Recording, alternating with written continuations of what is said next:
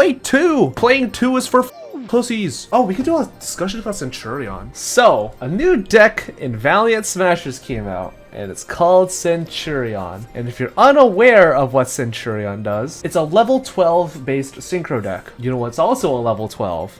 Crimson Dragon. Did you know that Crimson Dragon can cheat out a hot red dragon Archfiend King Calamity from the extra deck? By the way, this is a 1.5 card combo. Oh, by the way, it also plays around Nibiru and Droll, so good luck with that. And the main way how people are playing Centurion is essentially just play every single starter and a bunch of fucking non-engine Desires, cross out targets, Veiler, Nibiru, Droll, Spally. So, what are my general quick fast thoughts about Centurion? One is that holy shit, 1.5 card RDA lock is absolutely disgusting. The fact that you can play it with essentially 0 garnets, unlike Vanadium where you kind of have to play like 1 or 2, and even if you set up the lock, you were extremely susceptible to just not having any follow-up. I think that this makes Centurion just an absolutely disgusting deck to play against if you're not playing like exactly Labyrinth. Because I don't think there's a single deck that can actually make a monster to kill the hot red Archfiend, which is so funny.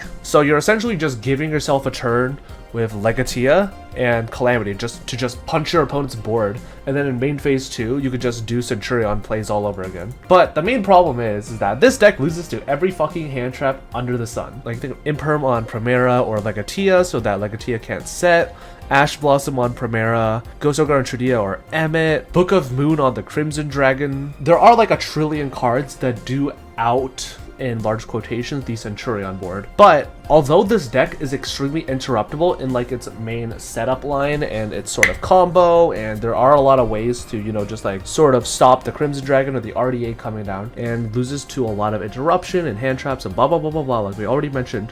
One of the big problems is that if you don't open your interaction, you just open like nothing but engine, or you open like one hand trap, like one effect veiler, and it's just not enough to stop Blondie because they just opened extension, or they opened like cross out designator / call buyer or whatever, you are just going to be in a terrible position because A, you're staring down a hot red, and B, they've got follow-ups so they could just do it again. And B, even if you do stop the setup combo, you still have to churn through a bunch of fucking hand traps, because the way people are playing this currently is by just cramming as much non-engine into the main as possible.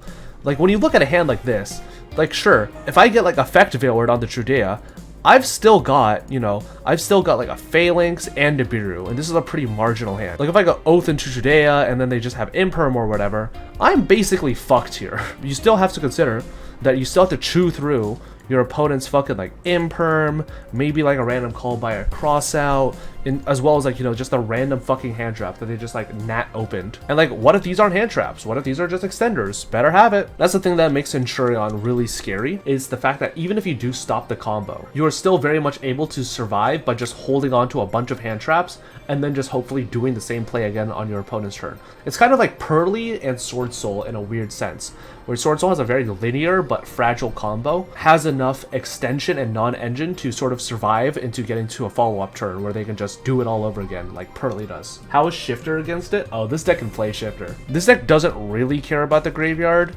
because ideally you want Legatia to reset Blondie from the graveyard to the field. But if you really want to, you could just Legatia set Blondie from the deck and then just do the RDA combo on your opponent's turn. This deck is just RDA turbo. Fuck this deck, I hate this. How do you think I feel? I lost to this shit at locals. It also does help that this deck is extremely consistent.